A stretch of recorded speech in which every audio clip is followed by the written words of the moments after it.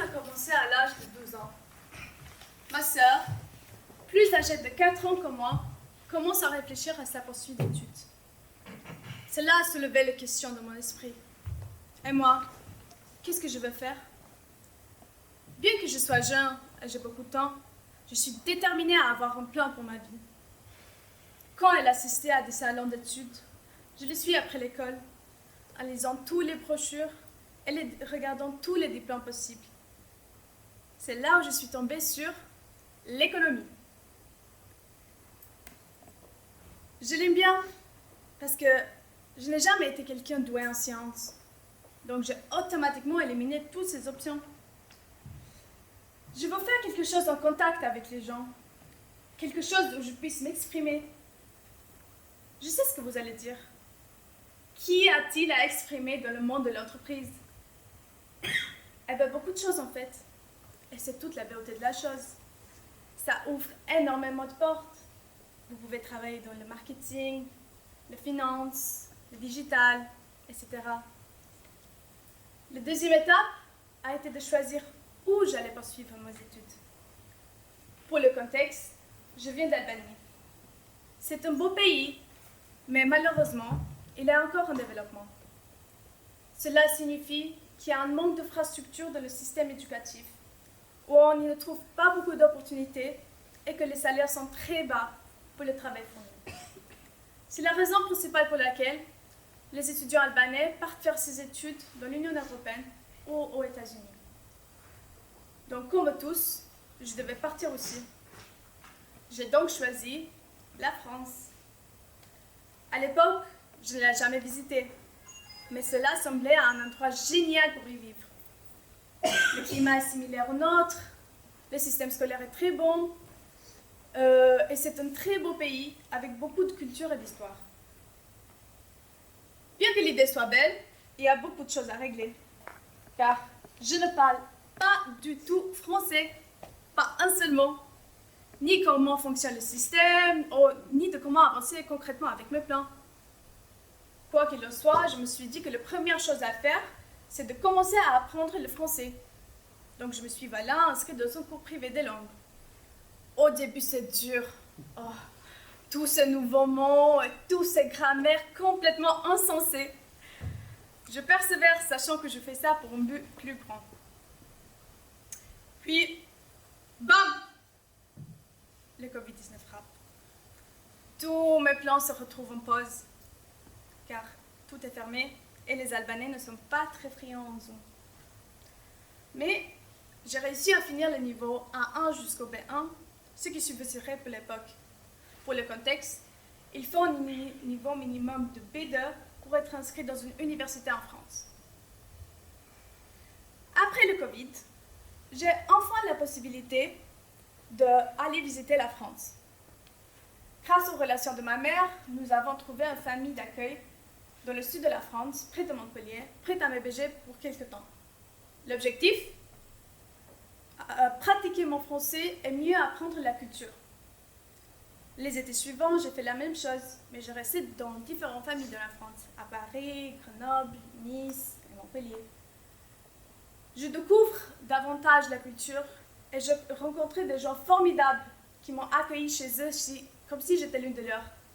Cela a fait tomber tous les stéréotypes des Français râleurs, pas accueillantes et sales. Plus motivée que jamais, je reprends mes cours de français. Deuxième année de lycée, nouvelle prof. Pour moi, c'est la meilleure.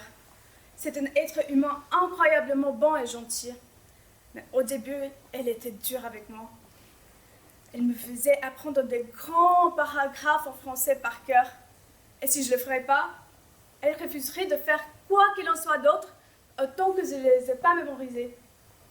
Je m'entraînais 3 fois par semaine pour un minimum de 2 heures par séance. Elle me fait écrire des emails, beaucoup d'emails.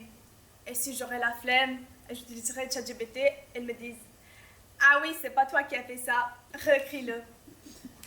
C'est dur car je suis assez à l'école, donc c'est difficile de trouver un équilibre. Bon.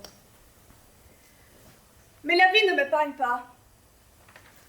Je suis dans ma période la plus importante de ma vie où j'ai besoin de mes parents, surtout de mon père. Mais la vie en décide autrement. Mon père nous quitte brutalement à l'âge de 51 ans. La douleur est horrible. Et avec le recul, je pense que je ne comprenais pas complètement ce qui se passait. Les situations très compliquées ont suivi, que j'étais trop jeune pour gérer. Mais je devais le faire. Il n'y avait pas d'issue. Malgré tout, la vie continue. Je suis dans ma 3e et dernière année de lycée. Je prépare mon examen de DELF. Je devais postuler aux universités. Et tout ça devait être rendu pour décembre 2023. Donc oui, j'ai le cœur lourd et je suis remplie de chagrin, mais je trouve la force de me pousser afin de poursuivre mes rêves. Personne ne va m'attendre et je ne suis pas du genre à trouver des excuses, même si ceci était valable. Tout ce que j'ai dit que je ferais, je l'ai fait.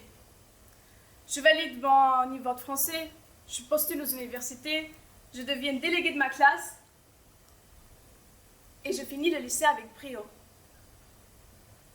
C'est une période difficile, c'est une année difficile, mais qui m'apprend beaucoup. Mes forces, mes limites, les personnes sur qui je peux en compter, mais surtout, elle me fait grandir. Après le lycée, l'université a suivi. Je me souviens du jour où je reçois la lettre d'acceptation de la faculté d'Aix. J'étais tellement heureuse, ma mère et moi on pleurait de joie. Oh, ce souvenir, je le chérirai longtemps. Cette lettre n'est pas seulement une porte qui s'ouvre pour moi, mais c'est une validation de tous les efforts, du temps passé, du travail et des rêves que je construis depuis longtemps. C'est amusant. C'est très amusant. Mais après cela, tout le reste a commencé. Je devais trouver un logement à Aix, qui est déjà difficile car je vivais encore en Albanie et je connais personne à Aix. Puis, je devais faire une demande de visa. Expérience horrible. 1 sur 10, je ne le recommande pas. Certains d'entre vous ont peut-être déjà par l'administration française et savent de quoi je parle. Mais pour ceux qui ne l'ont pas vécu, laissez-moi vous expliquer. Vous serez interrogé sur votre activité depuis le jour de votre naissance. Et vous devez ajouter une pièce justificative pour tout ce que vous dites. Déjà, quand vous faites la demande de ligne, ils vous demandent, disons, 8 documents.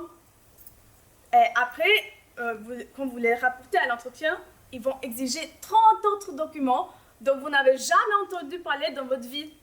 Alors, au certificat de naissance, ou photo de bébé, peut-être l'acte de mariage de votre arrière-grand-parent. C'est complètement insensé et je ne souhaiterais pas ça à mon pire ennemi.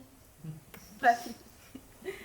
Le grand jour arrive, le 19 août, départ de l'Albanie. La séparation est dure, avec ma famille, mes amis et tout le reste. J'ai l'impression de clore un grand chapitre dans ma vie et d'en commencer un autre que j'ai hâte à découvrir. Bref. Première pensée en arrivant à Aix. Quelle belle ville, mais que l'été fait chaud. J'aime bien sa côté intime, mais pourtant si bien équipée. Je ménage dans ma nouvelle maison.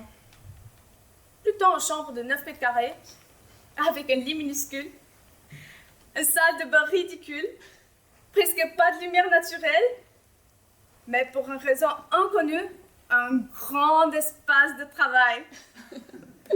On aurait dit un peu un bunker. Bref. Au début, c'est dur. Je comprenais pas la plupart de ce que les gens et les professeurs disent. Car le français que j'ai appris et le français du quotidien n'est pas du tout le même. Déjà, quand je parlais, les camarades étudiants, ils sont très critiques. À chaque fois que je parlais avec quelqu'un, ils me disent « Ah oui, t'as un accent, tu viens d'où ? Ah oui, mais ce mot ne prononce pas comme ça, hein ?» Et ils pensaient que c'était tellement drôle. Et je pensais que c'était tellement drôle, genre « Oh my God !» Mais Pour une jeune fille albanaise de 18 ans qui vient d'aménager toute seule dans un nouveau pays, ce n'est pas drôle et ce n'est pas drôle du tout. Cela ressemblait à une attaque, comme si je n'étais pas aussi bon que eux et je ne serais jamais.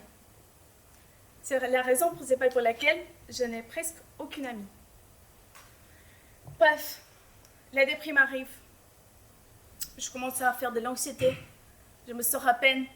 Et c'est très inhabituel pour moi, que je suis quelqu'un très extraverti et sociable. Mais j'ai du mal à me faire des amis.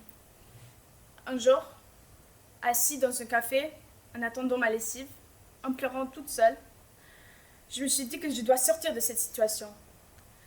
Cela ne me sert à rien, cela ne représente pas qui je suis, et je ne peux pas continuer de vivre les 3 prochaines années de ma vie comme ça. Je décide donc de commencer de l'activité physique, comme aller à la salle de sport. Cela m'a aidé à laisser partir l'énergie négative et d'ouvrir mon esprit. Je sais ce que vous allez dire. Je sais que ça a de l'air bête, comme une influenceuse fitness, mais ça m'avait vraiment aidé. Juste après cela, j'ai rencontré cette fille très charmante à l'école. Et nous avons accroché instantanément. Elle vient d'une culture différente de la mienne, mais je pense que c'est ce que nous avait connectés. Personnellement, j'ai hâte à apprendre sur sa culture et d'échanger sur la mienne. Et nous sommes de très bons amis depuis. Cette amitié m'a apporté beaucoup de lumière et j'ai enfin trouvé quelqu'un sur qui je peux en compter et sur qui je peux en avoir confiance. Avec cette amitié, mon vision est ouverte davantage et nous avons créé notre petit groupe de personnes multiculturelles. Maintenant, tout va tellement mieux. Je m'inquiète toujours beaucoup, mais au moins j'ai des bons amis sur qui je peux en compter et sur qui je peux en avoir confiance. J'ai regagné confiance en moi.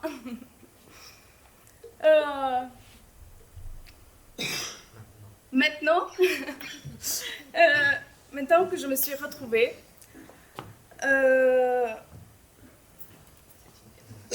c'est une autre période difficile de ma vie que j'ai pu surmonter une fois de plus.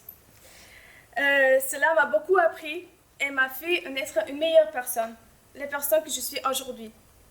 Je vous partage mon histoire pour aider quiconque pourrait traverser la même situation, de vous encourager et vous trouver la force de vous pousser les personnes que vous aspiriez à être. N'ayez pas peur de travailler dur afin de poursuivre vos rêves. Croyez en vous, ce qui ne vous tue pas vous rend plus forte. Merci.